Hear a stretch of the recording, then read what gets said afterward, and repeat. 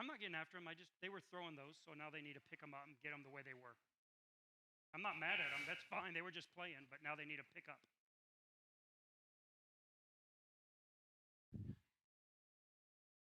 Okay, welcome to Oak Knoll's Annex today. Oh, someone needs to turn that down.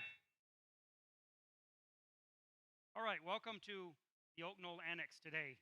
Everyone from Freeborn is sick or gone, almost everybody. All the pitiful, weak, and pathetic people are sick and gone.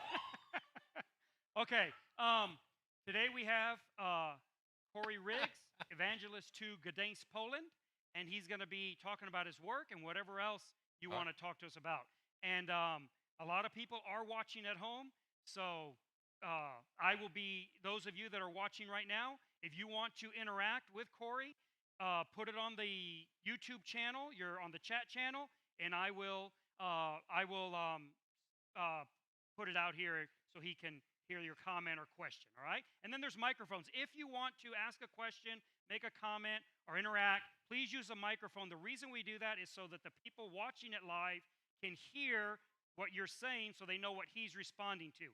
It gets to be a really bad experience for those watching it live if there's like these huge moments of silence and then he starts responding to what you don't know what they're talking about. People just can't watch it. So use the microphone. I know it's kind of a pain, but you'll get used to it, and then you will have to rip it from your hand when we're done. We know how you people are. All right, please, Corey.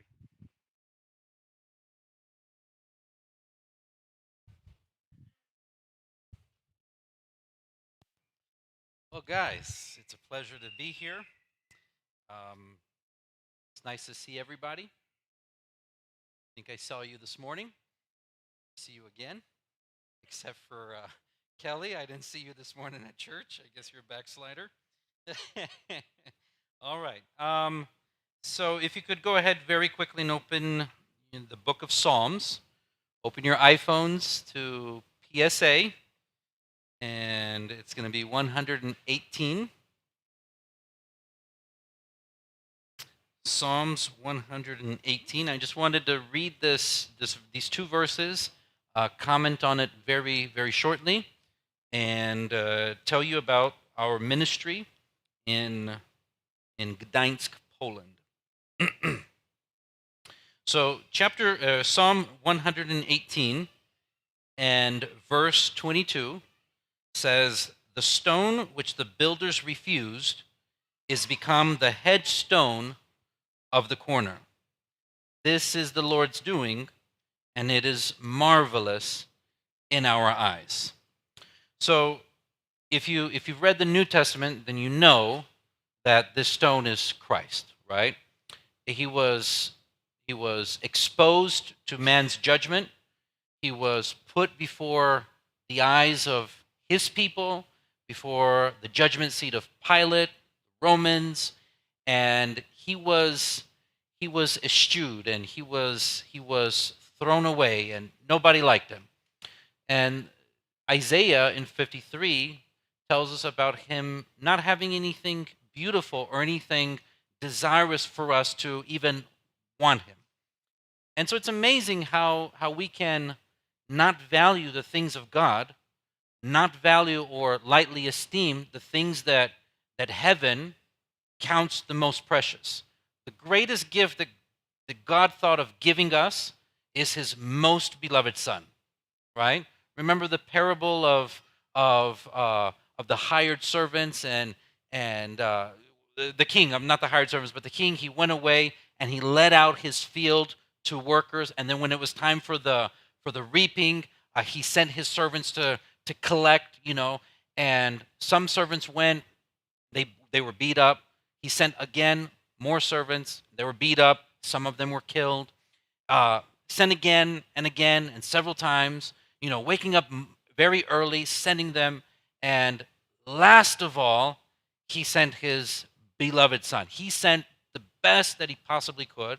And it's amazing how we can lightly esteem or throw out as nothing what heaven considers to be the most valuable a pearl or the most valuable treasure possible. But despite man's man's hatred and man's foolishness and man's desire to rip off the chains of God. God did something through Jesus Christ, and it was, I mean, it's just 2,000 years ago. We're still talking about it. We're still in awe that God would do something, that God has such wisdom and such great foresight and just such incredible, unmeasurable grace. And it sure is. God did something by and through Jesus Christ, and it is absolutely marvelous in our sight. And so I'm reading this, I'm looking at this verse, at these verses, and yes, first of all, it is the Lord's doing. God foreknew it, God foresaw it, and God foreplanned it, if you will, and He allowed it to happen, and it is the Lord's doing, and we are in awe. We are, I'm sure, all of us enamored with God because of what He did. And this is the day which the Lord has made. And so, because Jesus Christ was rejected by His own, and He was exposed to my death and to your death, to my condemnation and your condemnation, and then he, after 3 days, he rises from the grave and becomes the rock, and he becomes the foundation, and he becomes the cornerstone of the church. We're like in awe of him. And so it's been my life's desire and my life's goal to proclaim this wonderful love story, to proclaim this wonderful great news, joyful news, which is obviously the gospel. And so when I was 19, I was sent out of the church in Oaknall, as most of you know, as a missionary. This was 18 years ago. And before I continue, I just want to tell everybody that tomorrow, my eldest nephew, right over there, Nathan, will have his 18th birthday. That's how I always know how long I've been in Poland, because it was the same. It was just a couple of days. I left before he was born, and I didn't get to see him. I wasn't able to be there whenever he was born. And so, anyways, Nathan, congratulations to you. I only say that because he loves being at the center of attention. So congratulations to you, Mr. Nathan. Mr. Nathan's going to be a man tomorrow. It's about time. So, yeah, so 18 years ago, um, I, I, I made a commitment. I made a decision that I wanted to dedicate my life to serving the gospel as an evangelist. And for practical reasons, I decided to go to Poland. And in retrospect, that's all I can say. It was just practical reasons that I decided to go to Poland. I had no intentions of being there indefinitely. Honestly, I wanted to go to Israel and be a missionary in Israel. But again, for practical reasons, I wound up staying. And whenever I left, I um, remember setting goals for myself. Missionaries that I knew, pastors that I knew that were around me, they counseled and they encouraged me to make sure that you know what you want to go over there, know what you want to do. And so I had very simple goals. They were goals basically that I'd grown up with, knowing, and I just thought that this was common knowledge that everybody did this. And so the three goals that I had at the beginning were to preach the gospel to as many people as I possibly could. I wanted as many people living in Poland at the time, going to Poland. I wanted as many people as I possibly could reach, get to, um, allow them the opportunity to hear the gospel.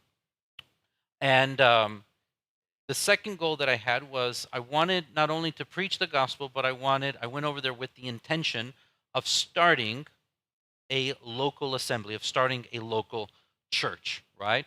Where those that had heard the gospel would have the opportunity not only to be saved and be grateful that their sins were forgiven, but they could actually grow in grace and knowledge of the Lord Jesus Christ, and could have part in the ministry of the gospel.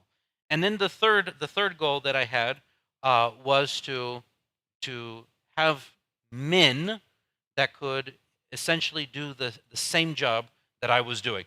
Like I said, these goals, they were common to me. I'd heard them from other people, and I just realized that these are very good goals, and so I adapted them as my own, and I made them my own. And I would say, for the most part, so far, with the exception of the last one, and I'll get to that in a second. Yeah, that's what I've done. So I first went to Warsaw in 2003, and I was in Warsaw with Brother Joe and with my dad.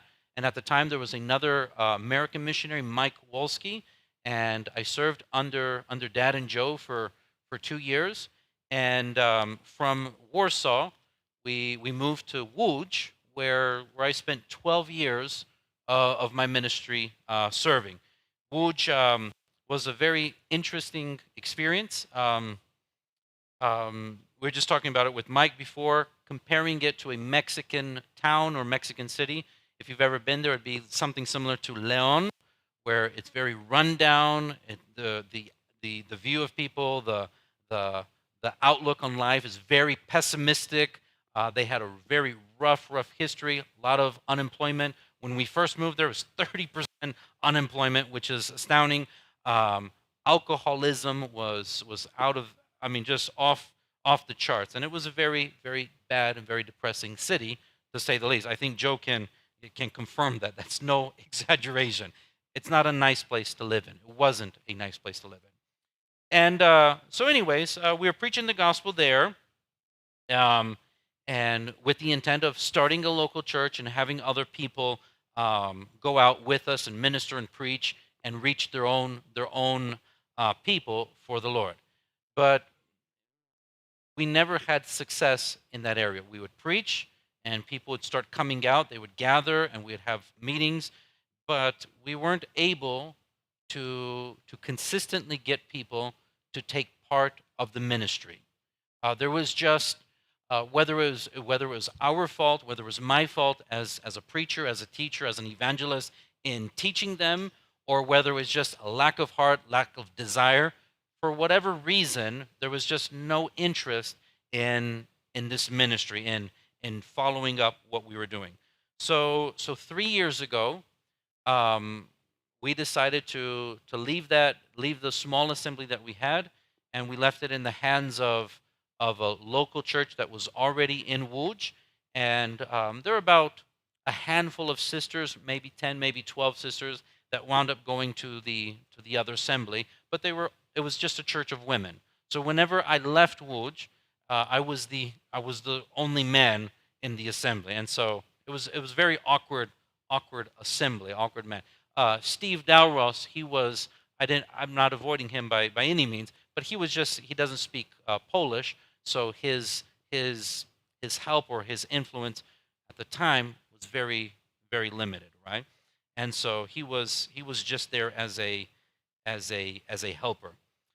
So 3 years ago, we decided to leave Gdansk, and we wanted to go to leave Łódź, and we wanted to go to a new city. And I was thinking, just like I had thought for 15 years at that time.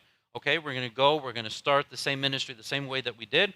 And whenever I made that decision, my instinct was, okay, well, let's go to other missionaries and see if we can get their help, and maybe we can go together as a group and try to start a new ministry. And so we called a meeting up in Torun with Joe, my dad, and Josh, and Steve and I presented our plan, what we wanted to do, and Joe was like, "No, I'm not interested in going with you guys. I'm very happy right here." They have an excellent ministry there in Torun. And so I looked at Josh and I said, "Hey, Josh, do you want to go?" And he's like, "No, we have a very, very nice ministry here in Torun."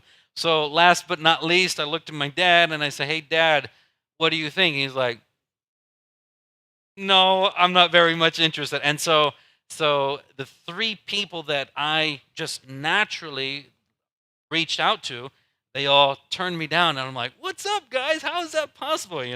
And so it really it was a blessing in disguise because it made me do a lot of soul searching and a lot of prayer time and a lot of Bible study and so so let me just read right quick because I don't want to forget. I read Acts chapter 20, and starting at verse 1. After the uproar was ceased, Paul called unto him his disciples, embraced them. He departed to go to Macedonia. When he had gone over those parts and had given them much exhortation, he came to Greece, and there abode about 3 months. And when the Jews laid wait for him, as he was about to sail to Syria, he purposed to return through Macedonia. And there accompanied him into Asia. Now, catch this, guys. Sopater of Berea, and of the Thessalonians, Aristarchus and Secundus, and Gaius of Derbe, and Timotheus of Asia, Tychicus and Trophimus. Whew, I think we got through those names. Now, let me just take a step outside of what we're talking about right now and say the Polish language is by far 1,000 times more difficult than English, except for when it comes to reading.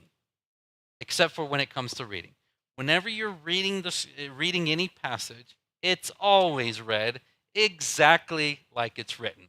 It absolutely fascinates me that you can be in an assembly, be in a church gathering, and one person will read Timothy, and the other one will read Timothy, and the other one will Timothy, and there's a different pronunciation, there's a different accent.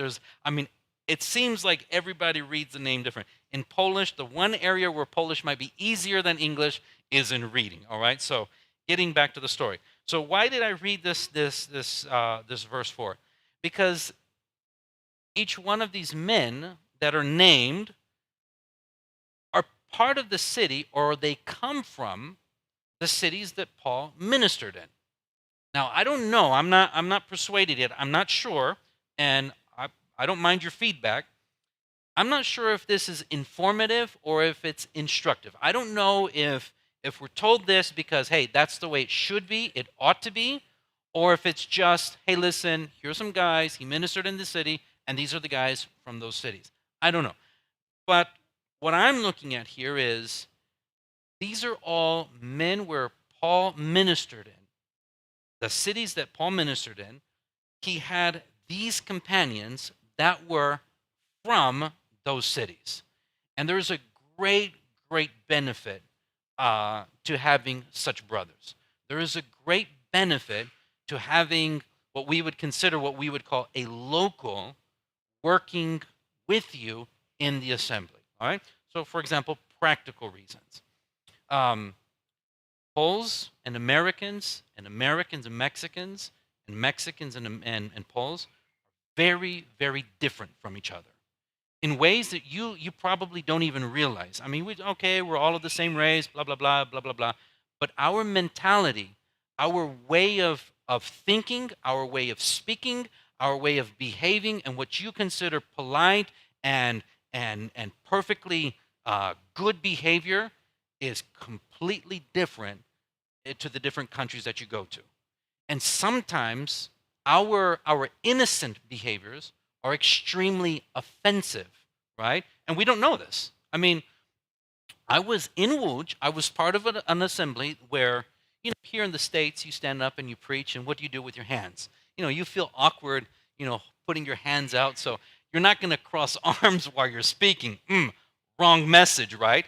You're not going to put them behind, right? So a lot of times here in the States, you just put your hands into your pockets, right? Do you care? Does it bother you? I mean, are you offended by that?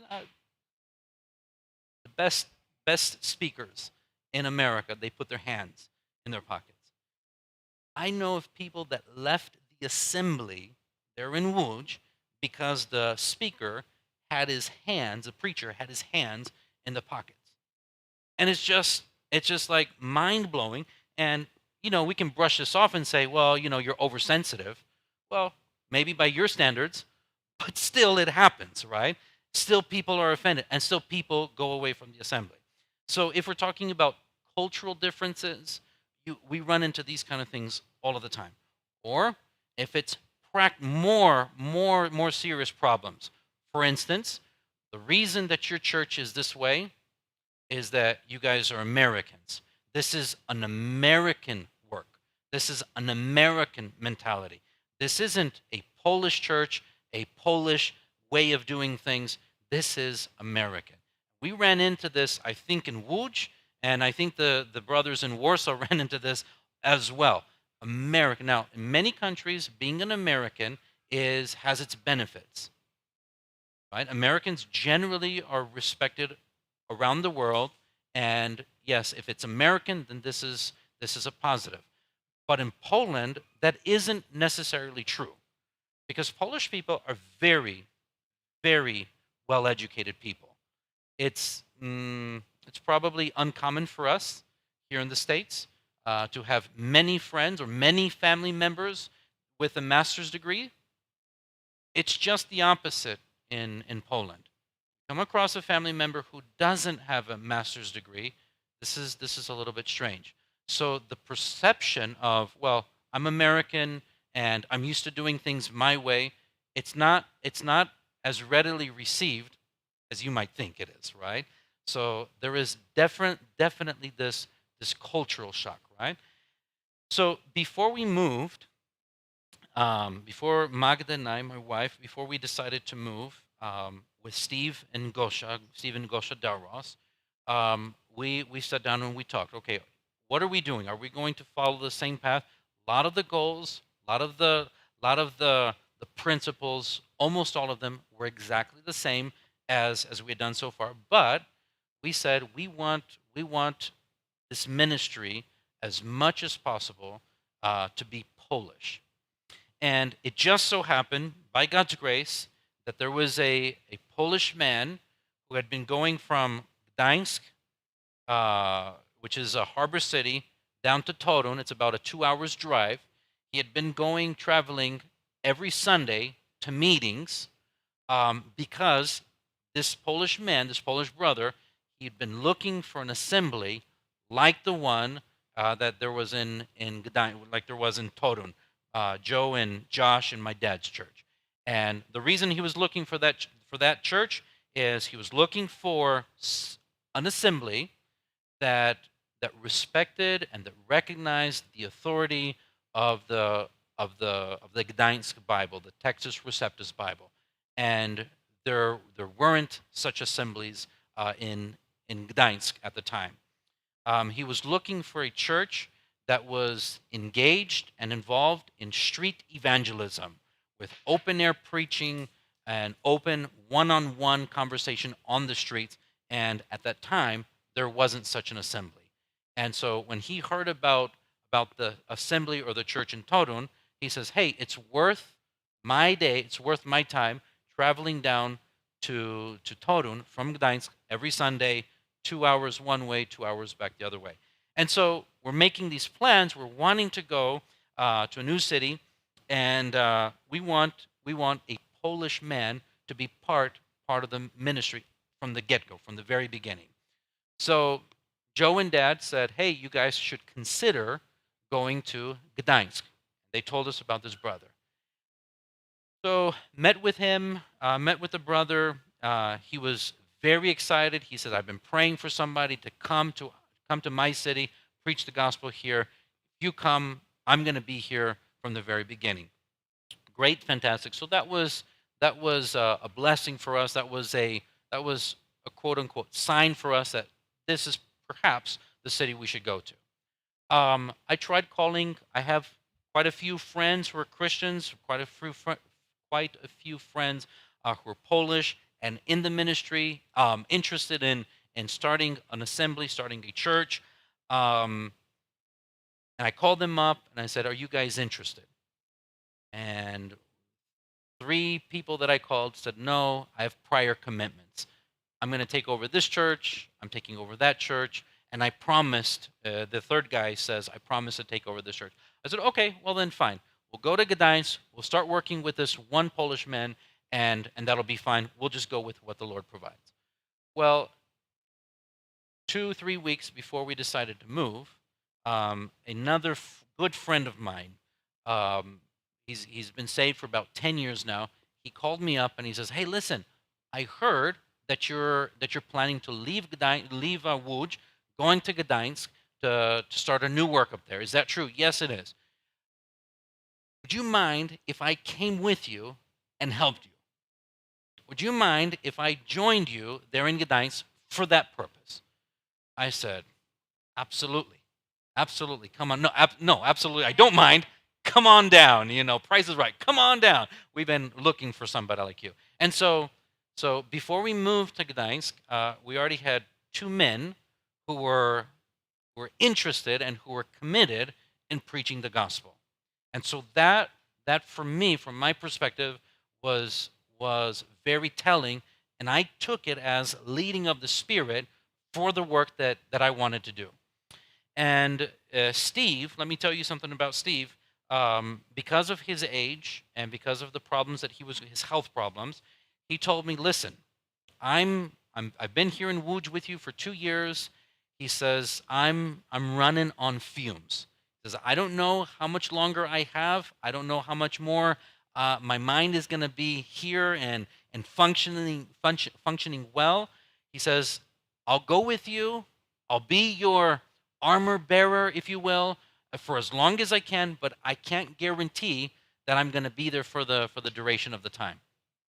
Okay, if you come, you've been a great brother, you've been a great example, you've been a great help, so I'll be very, very happy for any and all the time that you give me."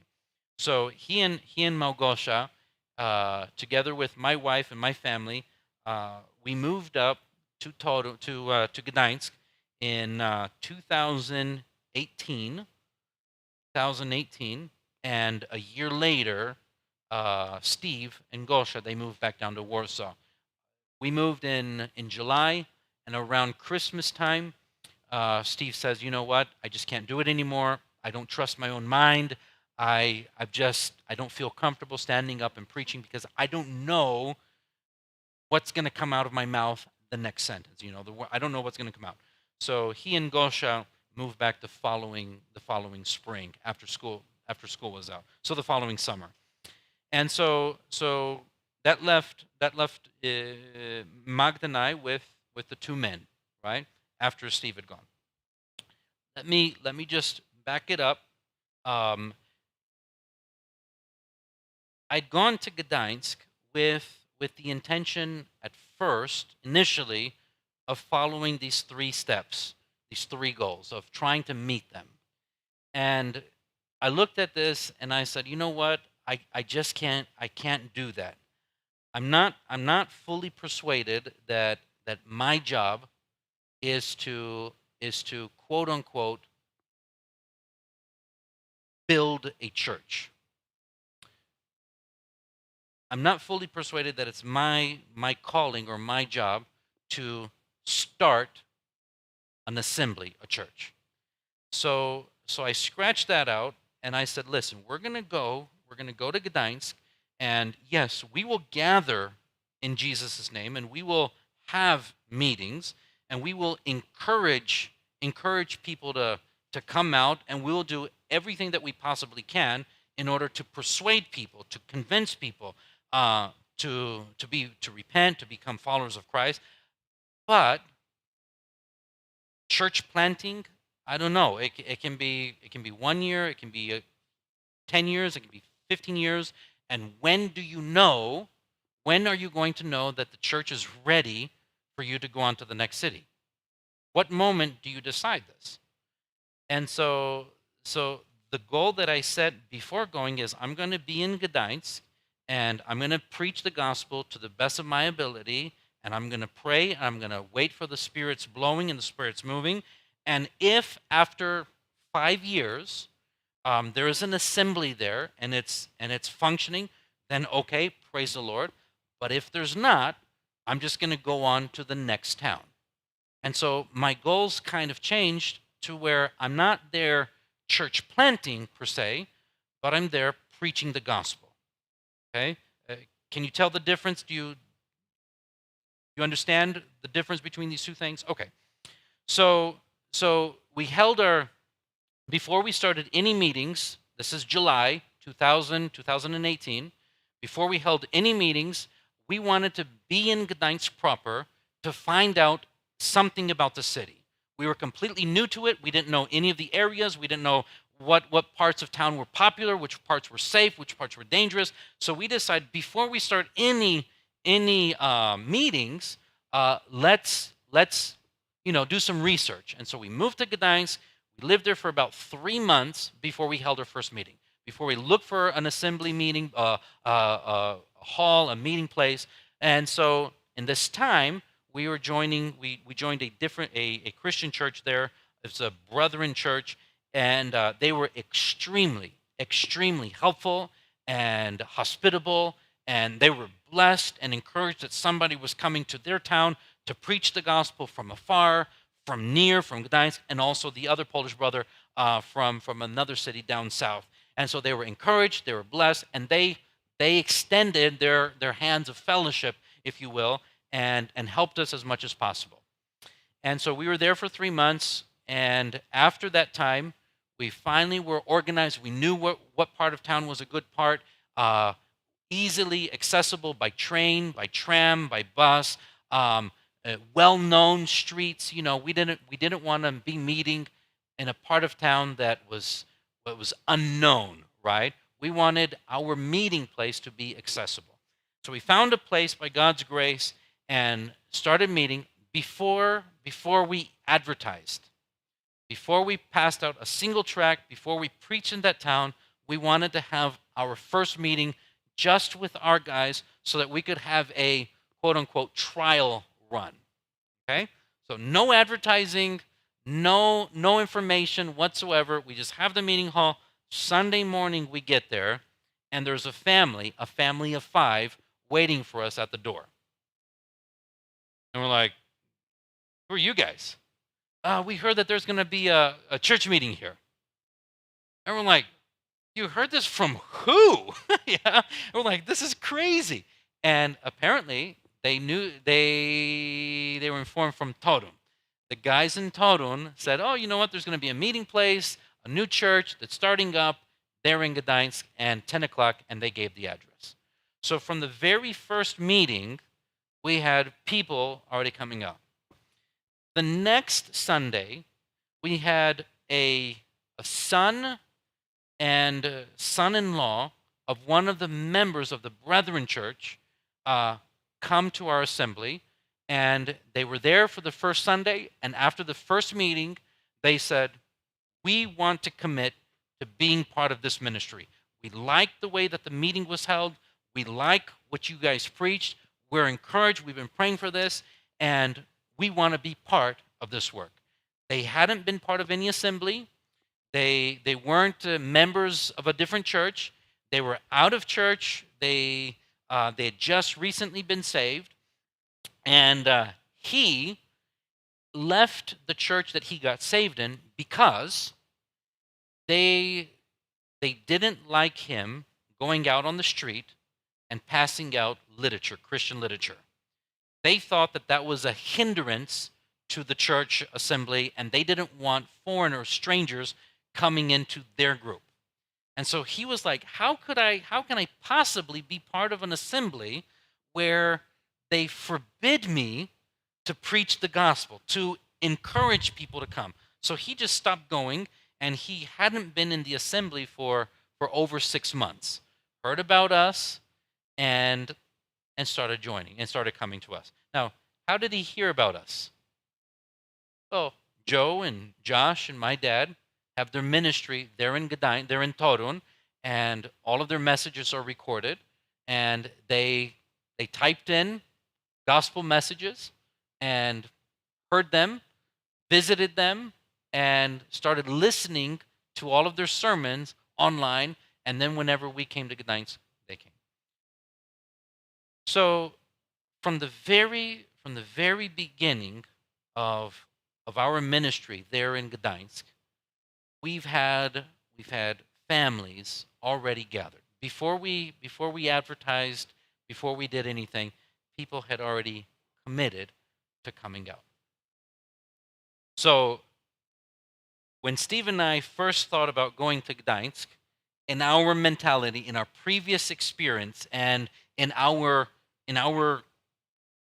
direction that we were basically committed to, we had planned on meeting together for up to 3 years alone. We had expected to be gathering together in Jesus' name, preaching the gospel every day, trying to win souls for the Lord, but we expected to be there alone for up to 3 years with our previous experience. And from the very beginning, we had, without advertising, people joining our assembly. And as we began to preach the gospel, as we began our outreach, visitors right and left started coming. Personally, I've never seen this. I've heard of this happening. I've personally never experienced it. And so as we're there preaching, we're having visitors, and we constantly have visitors. Again, where are they coming from? They hear us preaching on the street, they've received a tract, but the overwhelming majority of them have come through the ministry of Joe, of Josh, and my dad in a different city. It's absolutely, for me, astounding and a blessing, and I'm thankful for their ministry. And I'm just like, I'm wow, in awe that so many people let me just finish this one sentence. In the city that I'm preaching at have already been reached by the ministry of others. The ministry that you say that they're coming from, the Torun ministry, is this the live ministry, like the people ministry, or is it their virtual ministry through the internet that you had mentioned before? Yeah. It's mainly through the context, through their Bible foundation that they have. These are the overwhelming majority of them. So people are looking to get a hold of a Texas Receptus Bible, the Gdansk Bible, and they're Googling it, they're searching it, and their website, their foundation website, and their church website pop up, right? And so they reach the one, they find the Bible. What church is this? What assembly is it? And they start listening to the sermons through there. So it's the virtual, but primarily it's through the Bible ministry, which is, just an incredible. And I don't know if, Joe, if you've already spoken about it or not, but it's just, God has blessed that part of their ministry immensely, more probably than they ever could have possibly imagined. So what we're seeing in Gdansk is people on the streets that have been waiting, that have been anxious, that have been looking and searching, and they're actually being saved. And I want to, right now, before I go any further, I want to just... Can I ask one thing for you? Sure, of course. So the men that are working with you, what are their names? If you Right. could tell us So the the names, men- and then how are they supported? Are they self-supported? What is that dynamic? If you could talk a little bit about that, please. Right. So the two men, the one from Gdansk, his name is Jacek, if you will, in English, Jack, and he is an English teacher and a German teacher, and he's a math tutor, and so that's how he's supported. So he's self-supported. The man that came from the other town, his name is Marcin, or Martin, if you will, in English, and he also came looking for a job. So he moved to Gdansk essentially as a missionary. He's doing the work of an evangelist, of a missionary, and he's supporting himself. And so that's how they're supported at this time, right now. And so that answer your question? Okay. And so before I go on, I just want to talk about a little bit our vision of preaching, what it is, different assemblies, different things. How do we preach? First of all, we stand on the streets, public, crowded places, and we preach the gospel. And if you will, open, or I'll just read it. It's in Acts chapter 16. There is a text, and it says in verse 13. I'm just going to read the text because I'm looking for this phrase that makes sense in the context of what I'm saying. On the Sabbath, we, Paul and his associates went out of the city by the riverside where prayer was wont to be made, where it was customary, where it was normal, where it was traditional. They went to this place where it was normal for people to pray. So what we've done is, in our preaching, we target places that are common for people to gather together to hear something being said, hear something being advertised. We've noticed that preaching in certain places, although crowded places, are not very good. For instance, there is this underground tunnel connecting one side of a street to the train station, and it's crazy populated and dense with people, right? I mean, just literally thousands of people passing by this place by the hour. And when we would preach there we had absolutely zero interest. People were going back and forth from where? From the train station or home from the train station. So they're leaving town and they're trying to catch the train and they don't have time, or they're coming home from out of town. They're exhausted, tired, sweaty, and just ready to get home. So we got a lot of tracts out and we preached a lot of messages, but we had no talks. And so we started targeting places where it was customary for people to sit down, relax, and there are tons of these places in Gdansk, absolutely a lot of them. And so if you have this kind of ministry, please consider that. Make that part of your strategy. Go to places where people are actually have the opportunity, the chance to sit down and relax and listen to what's being said. So we did that. We do that.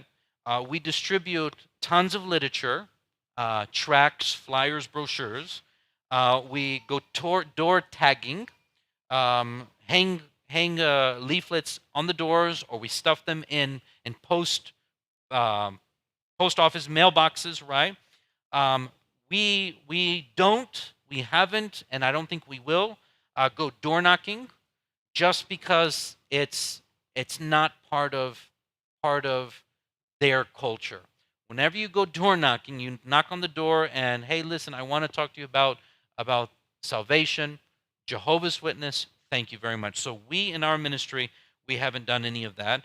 All of our sermons, all of our messages are online, so everything is recorded, and we have had some, but not much, feedback through that. Most of the context that we have been through, if it's talking about Gdansk, through the street ministry, not our virtual ministry.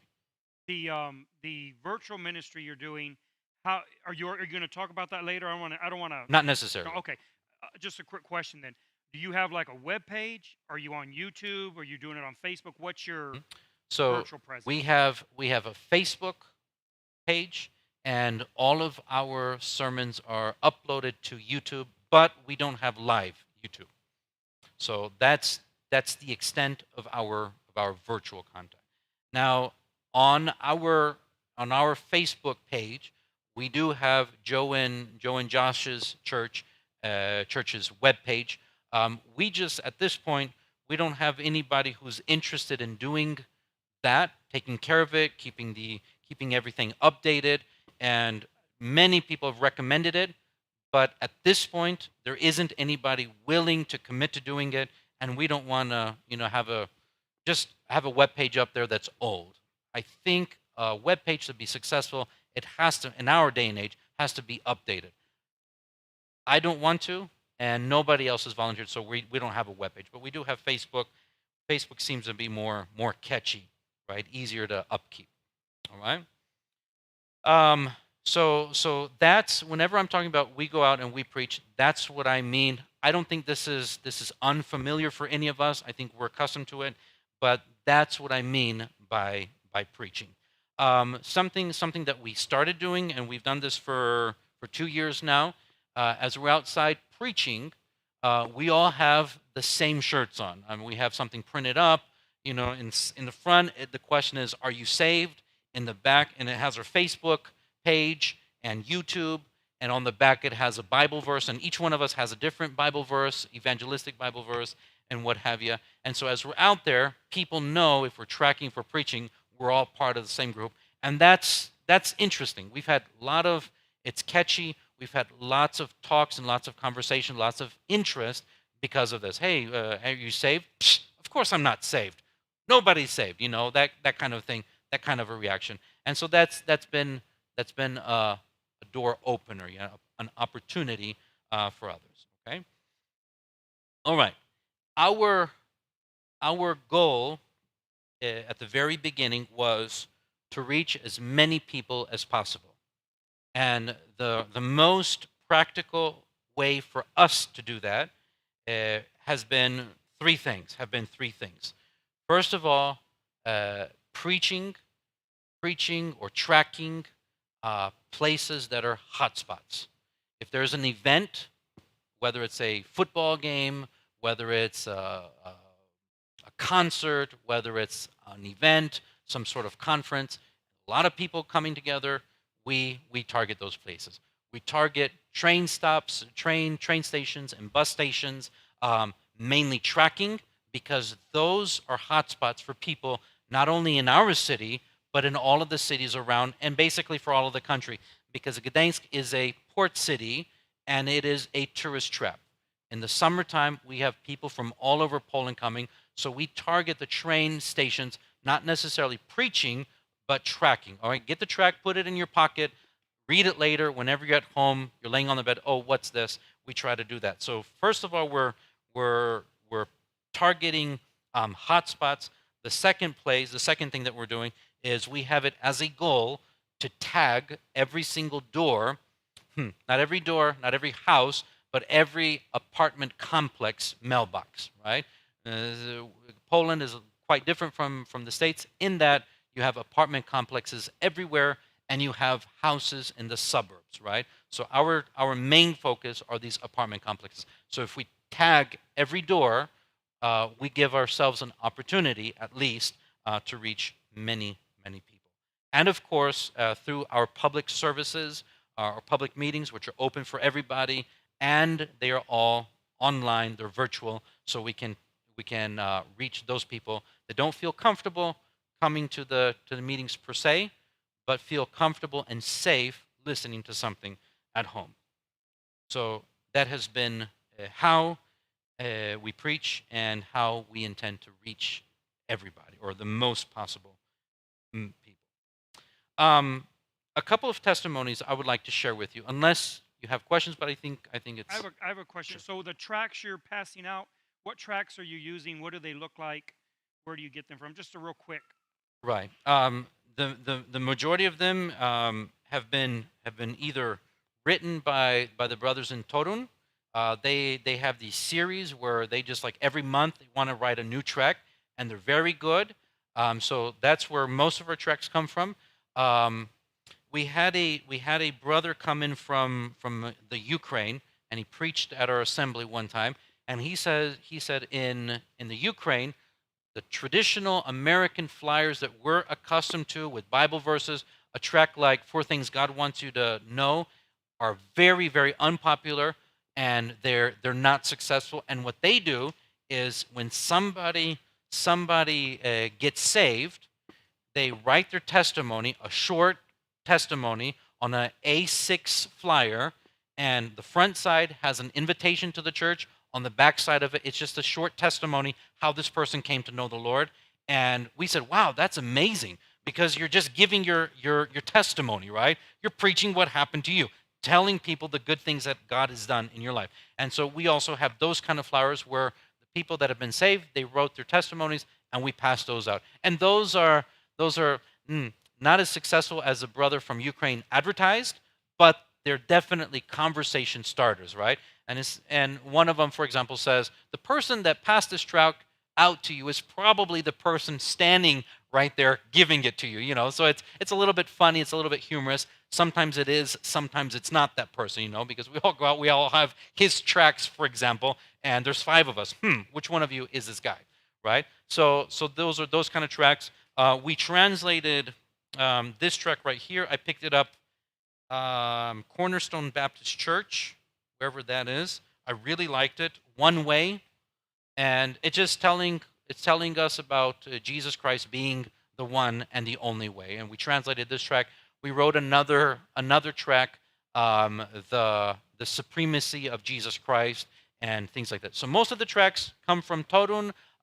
Many of them come from our own assemblies members that have been saved, and then some of the tracks are either written by us or translated by us, right, for that purpose. And the track's main purpose is to give the address of the church, of the assembly, and something that they can hold on to for years to come. I came to the States a week and a half ago. So about a month ago, I received a telephone call from this woman. She says, "Hey, excuse me, is the church meeting on such and such street?" I said, "No, it's on this street." And she said, "No, no, no, no. The flyer says that you're meeting on this street." I said, "What city are you calling from?" And she says, "From Łódź." I said, "When did you get this track?" "Oh, I've had it for about 5 years. It's been in my..." And so last month, a woman called me about meetings that haven't taken place in 3 years, and she wants to come out. So I think a lot of us have heard these stories already. So tracks have a way of doing that, yeah? We pass out 1 billion of them, and if we get bites, if we get people coming out because of, great, they're very, very cheap, and they're very efficient, right? They're easy to print up. I would like to give you 2 testimonies of how the Lord, of people that have been saved, and they've been very, very moving and very encouraging to the whole assembly. So the first testimony is a woman. Her name is Renata. In English, it is Renata, and she got saved 26 years ago. She was working somewhere, and her coworker witnessed to her, and she started attending the oh, Volny, I forgot the word, the Brethren Church. She started attending the Brethren Church. Her husband was an alcoholic. Whenever he found out that she became a Christian, he didn't like it. And I think we've all heard these stories. And he started beating her, and really seriously beating her. And the elders in the church encouraged her, admonished her, and told her that, for your own safety, for your own health, for your own benefit, you need to move out. You need to find safety. And she said, absolutely not. She says, whenever I decided to marry the man, I gave him my word that I would be faithful to him in good times and in bad. Because I can't go back on my word just because, I'm in a very bad situation. Yes, but your health, yes, your life, yes, your children. I said, no. She says, I'm going to stick it through. And yeah, I've known people that say that, and a week later they change their minds. She went through that for 26 years. 26 years. Well, she wanted to win her husband over, and she did what she could. She took it. She prayed for him. She called out to the Lord. The church prayed for him. And what she would do every morning, she would handwrite a Bible verse on a piece of paper and stick it into his front pocket. Go to work, put his hand into his pocket, and he'd pull out this Bible verse.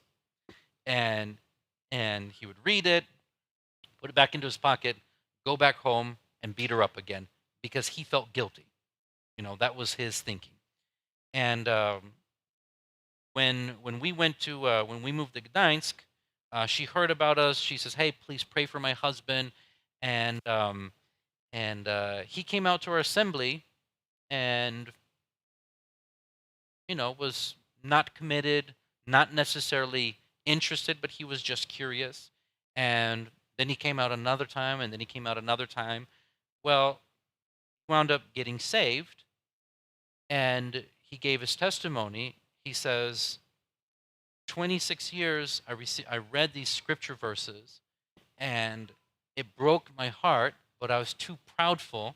I was too full of pride to to admit that I'm a sinner. And it wasn't until I come to the assembly and I see that you guys are alive and see that you guys are real and I hear the preaching that I was persuaded. And so he got saved. His son got saved. They have two sons.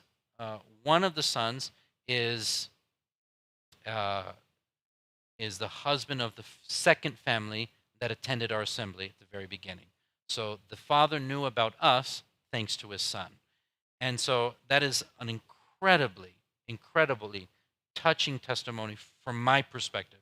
Because I'm one of those people. I would say, leave, get out of that situation. It's not worth it. Your health is more important. Your life is more important than your marriage. It's more important at this point than the promise that you made. I would encourage, but she was faithful. She stuck it through. And now she is the happiest woman that you will meet because her husband is saved. And she says, get this. She says, for the first time in 26 years, I have a husband. She says, I've been married to a man for 26 years who wasn't my husband. And so now, I mean, she's just enjoying seeing you talked about the change, right? Being a new man. She sees this every single day, and her two sons are saved, and her grandchildren are in church in the assembly, and she's absolutely ecstatic. So that is incredible testimony to the power of the gospel working in her life, and that's a blessing. And so they've been out to our assembly. They've been coming out now for about a year, and she joined her husband in our assembly, and so that's an incredible blessing. Second blessing is whenever we go out and we street preach, we don't necessarily make a commitment like this month we're going to preach on this street and that month we're going to preach on that street or anything. We just go, all right, today let's go over here. It's a really off the cuff kind of decision. Hey guys, where are we going to meet today? Oh, let's go try this place. We haven't been out there. So right before Christmas, they set up a bunch of booths in the city center area of town, and Christmas gatherings, etc. And one of the brothers said, Marcin, he says, hey, where are we going to preach this month? It was a strange question because we never talk like that. Where are we going to preach this month? I said, well, where do we want to preach? He says, let's commit to preaching here in this area in front of these booths until the end of Christmas. Okay. So we committed before going downtown, we committed to preaching in this place for 1 month. Okay. And so we go out there that day, the day that we made that commitment, and we start preaching, and the guys in the booths didn't like us preaching. They didn't like what we were saying. They didn't like the message. They got upset. They came out, and they got physical with us. They shoved me. It wasn't anything too serious. Marcin got punched, and he got knocked down to the ground, and he was roughed up. The police had to come out, stop them, restrain them, etc. It was not a very comfortable, but it wasn't a very nice day. They weren't playing nice, that day, if you will. So after everything, I was talking to Marcin, and I said, hey, man, how are you doing? How are you feeling? Are you okay? He says, what happened today just reaffirms my commitment to the gospel. I see that my people need the gospel very much. So he says, I'm fine. He says, but where are we going to preach? Where are we going to preach tomorrow? I said, well, if we decide to change locations tomorrow, it's only because we're afraid, right? We're giving in to this fear. He says, okay, let's preach here tomorrow. So we went back there, and we preached in the same spot. All of the same men were there, and this time we're preaching right in front of this one man's booth, and he comes out, and he says, give me a tract, please. He takes a tract, he reads it. Next Sunday, he's in church. He says, I've been praying to God for 2 years to find him, or praying for 2 years for him to find me. And he got saved. He got saved because of a decision of faith that this Polish brother Marcin made, and he decided to preach again in the place that he had previously been beaten up at.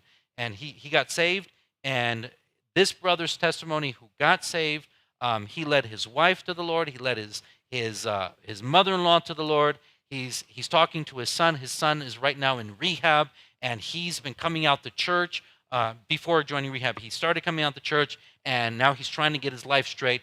And everywhere he goes, he's just witnessing to people. He's street preaching. He went on a street preaching campaign with us to Holland. And I mean, he's just on fire for the Lord. Oh, and by the way, he used to be a very, very serious gangster. I mean, if something went down in Gdansk, like something big, he didn't necessarily have to, give his okay, but he had to be informed. So he knows everybody in Gdansk. And now he's on the street with us preaching, and every single day, hey, Christopher, how you doing? Hey, man, what are you doing? What's on this shirt? What happened to you? He goes, hey, I need to tell you something. Jesus Christ saved me. What? And it's just an incredible, incredible testimony.